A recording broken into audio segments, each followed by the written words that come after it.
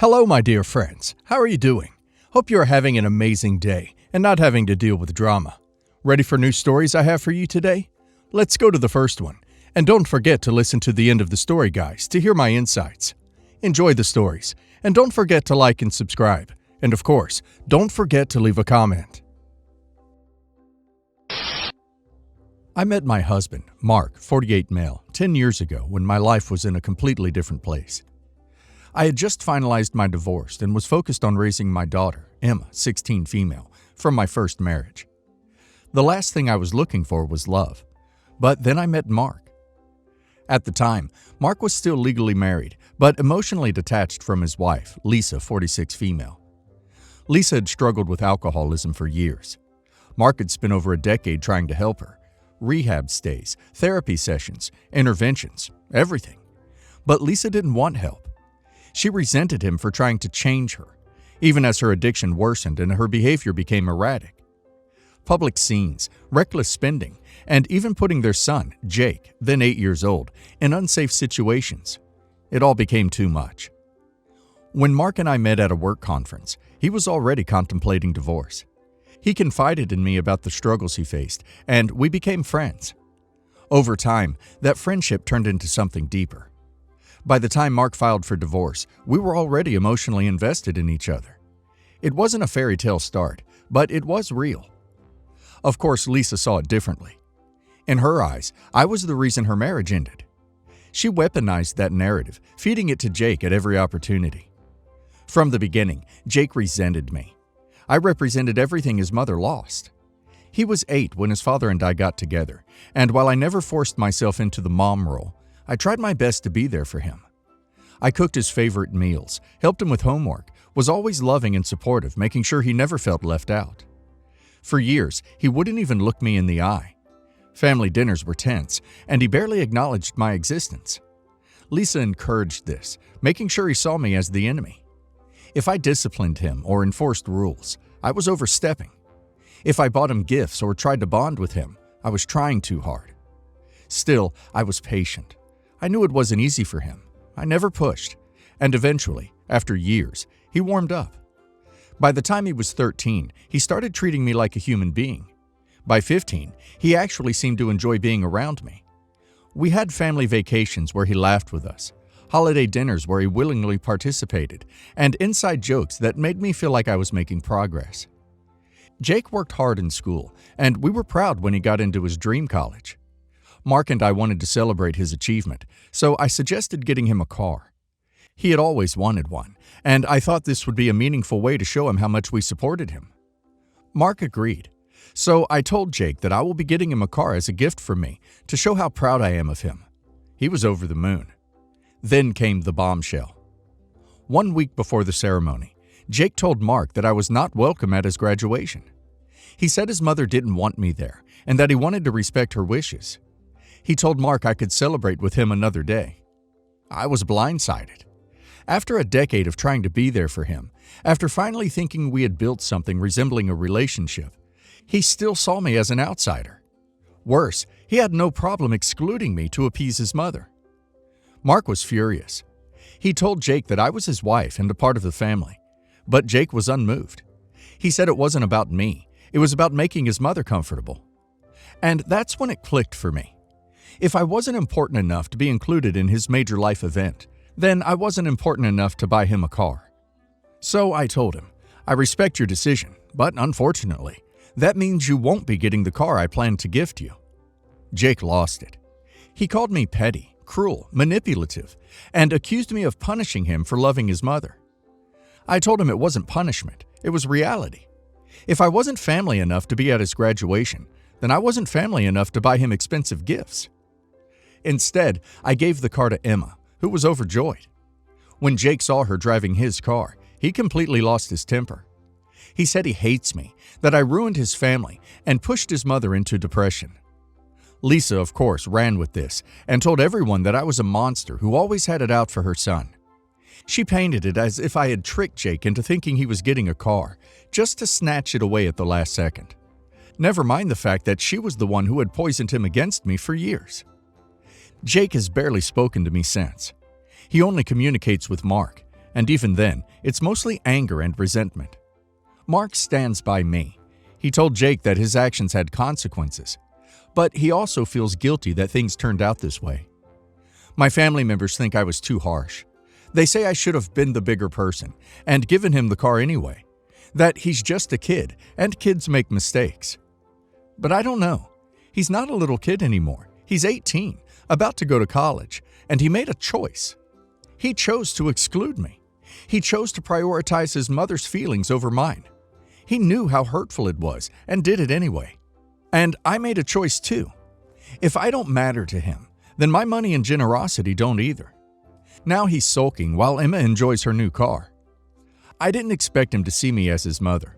I never forced that role. But I thought we had built something.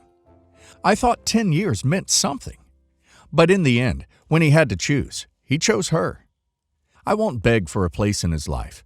If he ever wants to rebuild our relationship, I'm open to it. But he needs to understand that relationships are built on mutual respect. So, Reddit. Am I the a-hole for refusing to give my stepson the car after he uninvited me from his graduation? Actions have consequences. Jake doesn't get to treat OP like an outsider when it suits him, and then expect expensive gifts from OP like a loving stepmother when it benefits him. OP spent 10 years trying to build a relationship with him, and the second his mother snapped her fingers, he discarded OP. That hurts, and OP is not wrong for recognizing that and adjusting her actions accordingly. The entitlement is astounding. He can't have it both ways. If OP is not family enough to be at his graduation, then OP is not family enough to buy him a car. That's just simple logic. And now let's hear the community's opinion. I cannot believe the audacity of your stepson.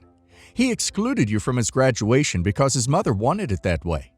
Yet he was perfectly happy to take a car from you?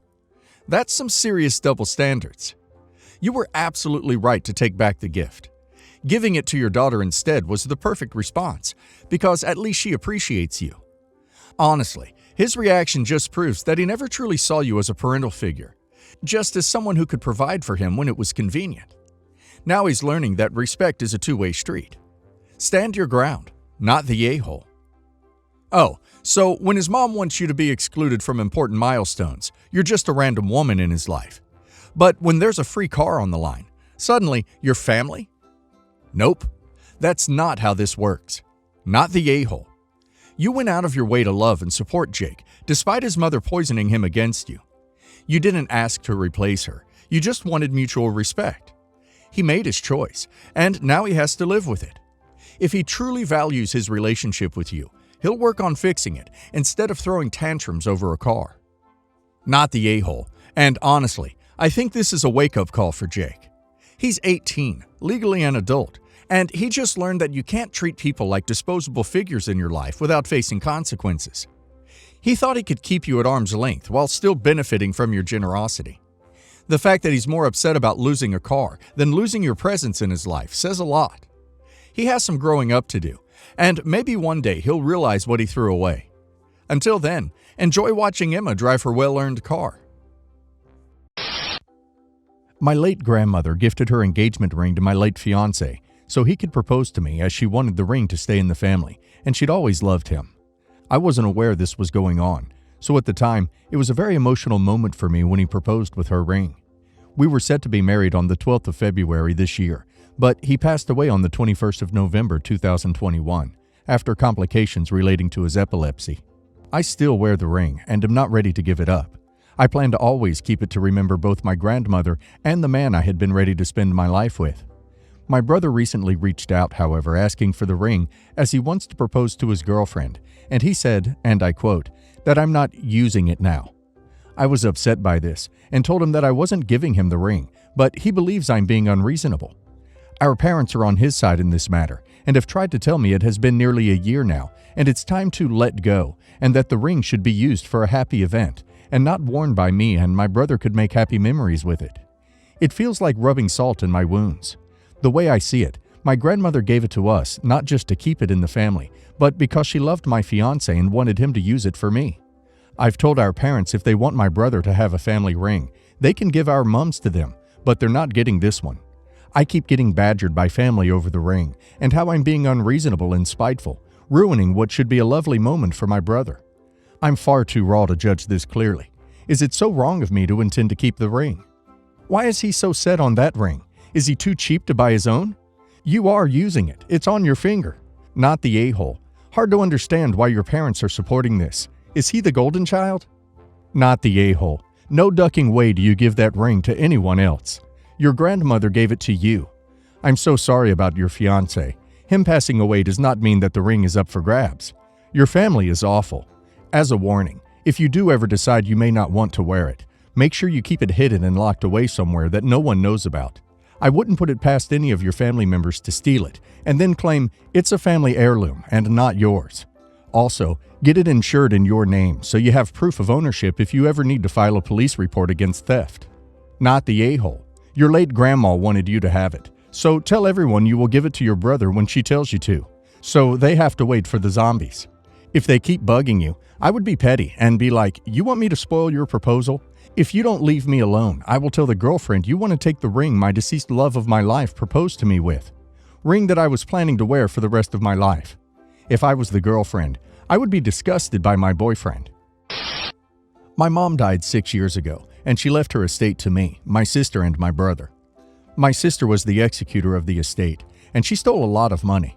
My brother and I ended up with only $500 each, and my sister took home something like $100,000.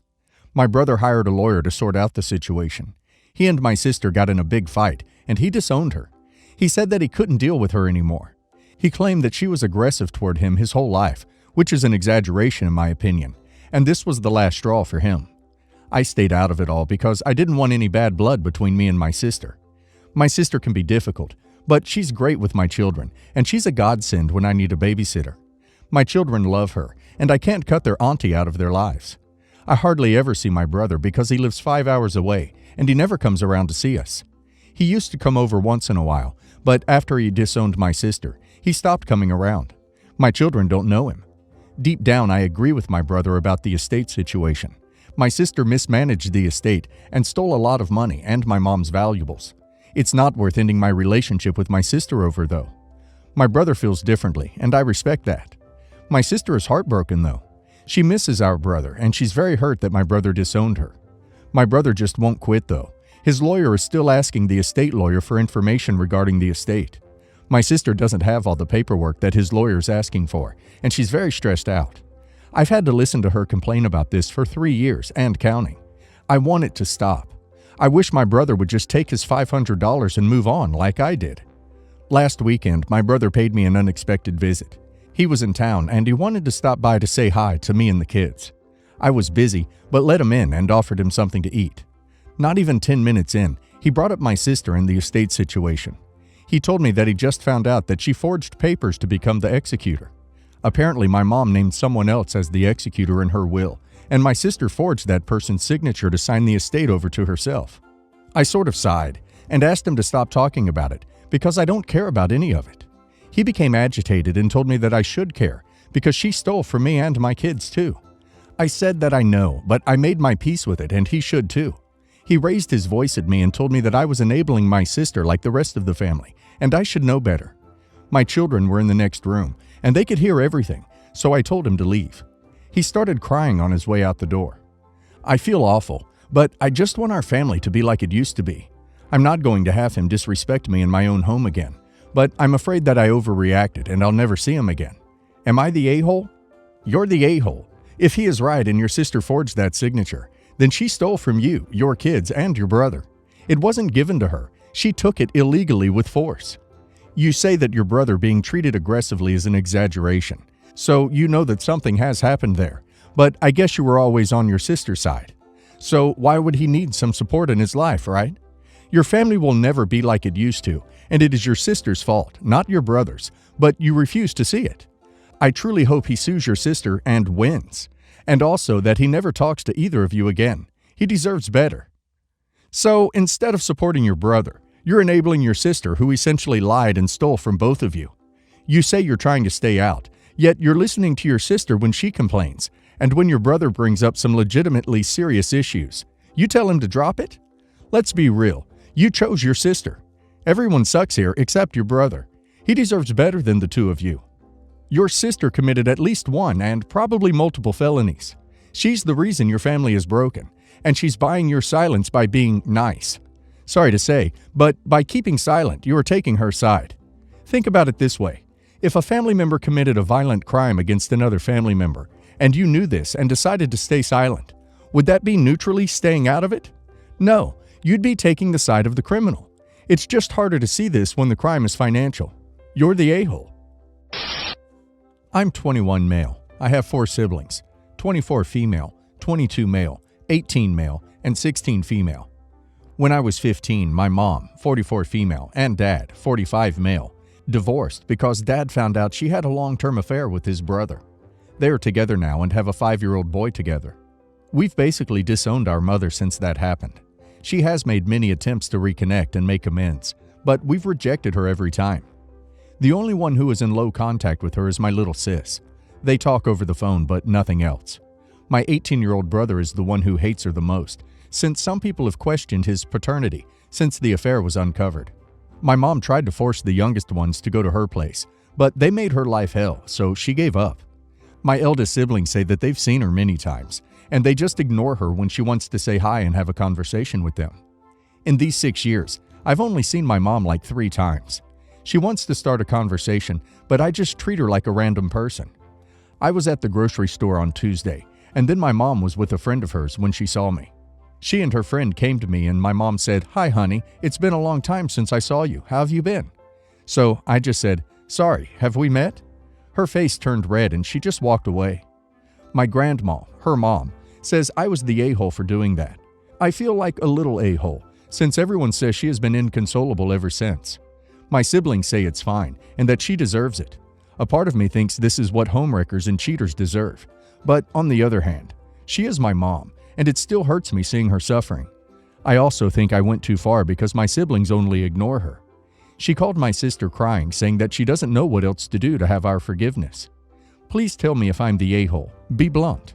I'm gonna say light everyone sucks here, bordering not the a-hole, because it sounds like you may have done this because you felt like it's what you should do, to appease your siblings, and maybe not something you wanted to do. And I could be reading this situation wrong too. Obviously, there's lots of details left out. You have a right to have whatever relationship, and lack thereof, you want with your mom, and it might be good to look inward and check with yourself if you actually don't want any relationship with your mom, or if you just feel like you shouldn't because of your family situation. She is obviously and indisputably the a-hole for cheating, but this post also doesn't explain at all if she was a good mother to you besides that. Although I get the feeling with most of her children not speaking to her, she may not have been. You don't owe your mom a relationship, but you are obviously disappointed in your interaction with her. Honestly, you sound very kind-hearted, and this action that caused another person pain doesn't seem to align with who you are at heart. There's a lot of trauma behind this, and I in no way think you're the a-hole, but I do think you know this is not who you want to be. You don't have to forgive her, but don't allow her mistakes to make you hard and jaded. If she's no longer a part of your family, it's okay to set that boundary. You just need to find a way to do that in a way that doesn't inflict more damage to your own well-being.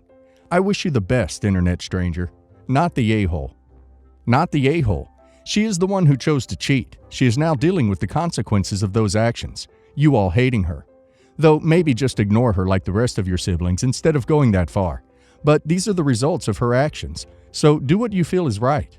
I would have asked, how is my uncle you cheated on my father with? But that's just me. Okay, let's start with some background info. My 21 female family is super liberal, like hippie-esque liberal. My parents are super loving, and even if my 2 little brothers, twins 14, are sometimes quite embarrassed by our family, they are still cool with everything. I'm pretty sure this stems from my grandmas. My nana on my mom's side escaped her aggressive husband and started to live with her black girlfriend, who I adore, in the early 60s. They raised my mom together and made her a liberal little crap, if you so will, and my dad fell in love with her carefree attitude. Now, my nanas own a big piece of land with 2 beautiful cottages, and they let my family live rent-free in one of them while they live in the other. We only have to help them keep the property clean and sometimes shop for them. A non-issue, really. My girlfriend's, 20, family is the polar opposite. They're conservative D-bags. They don't know their daughter is gay, and if they did, they would disown her, kick her out, and stop helping her pay for college. That's what she told me, and that's what I gathered from the few calls I witnessed. We were roommates in college. All in all, they're controlling, and I don't like them. Fast forward. Auntie Rona hit, and our college moved to online classes and closed the dormitories. My parents offered for my girlfriend to stay with us during lockdown, and she was happy to agree. But she had to ask her parents first and ask them if she could stay with a friend, as I could help her learn for exams and the likes. It wasn't a complete lie. So my girlfriend was allowed, and we've been staying at my parents'. She's met my family, and even my little brothers love her. She's into monster movies, and they revel in watching this stuff with her. Now, somehow her parents found out about me being their daughter's girlfriend, and they called. A lot of nasty things were thrown around, and they threatened to come and get her. My parents intervened and cut the call short, shooing us out of the room, and they dealt with it. Well, they did disown my girlfriend, and won't help her pay her tuition anymore. She's devastated, as she can't afford it on her own. So, my parents are really well off, so they offered to pay her tuition. She'd just have to keep her grades up and help out around the cottages and the property, which we already do. My girlfriend was happy to accept, but she couldn't help it and rubbed it in her parents' face. Now they're even madder and want to sue my parents, which, yeah. My parents say it's not a big deal, but my girlfriend feels super guilty as her family has been sending her nasty messages and telling her she is an a-hole. So, are we the a-holes? Not the a-hole. You're just trying to help your girlfriend escape from her toxic and controlling family. Your parents are very kind and generous to offer to help, and honestly, it sounds like your parents are just pissed because their little plan backfired. They wanted to punish their daughter, and instead accidentally pushed her into the arms of people that actually care about her. This is all their own doing. Also, what would they even sue your parents for? Your girlfriend is an adult. Not the a-hole. Your girlfriend has gotten out of the clutches of aggressive dirtbags who were using finances to keep her under their control. And now that they've lost that power, they're going to try to do as much psychological damage as possible before she severs all ties with them.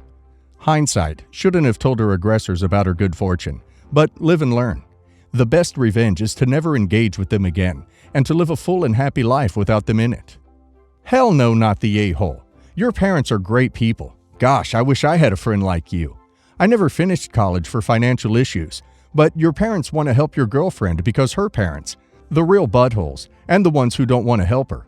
All she has to do is keep her grades up. You guys are not the a-holes. Her parents are the a-holes. Gosh, she's lucky she's staying with you guys. I, 38 female, won't give too many details about my family, but it's important to know that I have two nieces, Abba, 17 female, and Monica, 15 female. Abba's mom died 4 years ago, and my brother and his wife, Monica's mom, died 6 months ago. My brother cheated on Abba's mom with Monica's mom, but his affair and my niece only came out 6 years ago, when he needed money to pay for a surgery for Monica. Abba's mom left him, and my family practically disowned him, only keeping contact for or with the children. When Abba's mom died, she had to come live with my brother, and by the sound of it, it was awful. I was the designated legal guardian for both of them. Things are rough, I'll admit it, but I think that the girls' grief for my brother brought them a little closer. The thing is, Monica is growing a little bit codependent to Abba. She has always been quite introvert and never had too many friends. Abba, on the other hand, has a bunch of them and has been dating the same guy since she was 15. I put them both in therapy, and things are going okay-ish. I'll admit parenting two grieving girls at once while grieving yourself is hard. But Monica wants to be with Abba all the time, which, yeah, Abba doesn't always mind, but she also wants to be alone. Her boyfriend's parents, people my parents, Abba's parents, and I've known for ages, offered to take her to a small trip to their lake house for a week, and I said yes, because Abba has been doing this trip for a while now, and I thought it was a good idea to give her a break in nature. I trust these people, and I can't help to remember Abba's little eyes when I said she's going. Monica threw a small fit, saying that's not fair that she's alone, that she wants to go too, that if she doesn't go, then Abba shouldn't do it, and my parents agreed with her. They said Abba needs her family more than she needs her boyfriend right now, but I said I disagreed, and that I was calling the shots now, so Abba is going. I offered to take Monica somewhere else during the weekend, but she called me an awful aunt, and that it is obvious I love Abba more, which is not true. My mom said I should treat them equally, but I said that's not the answer with everything. Not the a-hole. They are not the same age, and they are not in the same friend situation. Monica doesn't get to take over Abba's life just because they both are grieving, They are not one person. Not the a-hole. They need friends and alone time without each other. You're doing the right thing. If you force them to constantly do everything together, Abba will only end up resenting Monica, and that will damage the relationship. Monica absolutely does not get to interject herself into every aspect of her sister's life. Your mother is wrong and needs to butt out. Not the a-hole. Even siblings need alone time sometimes. You offer to do something else with her. It's not like you're punishing Monica. Mention to her therapist that they need to work on understanding that rewards for Abba do not mean punishment for Monica, and vice versa.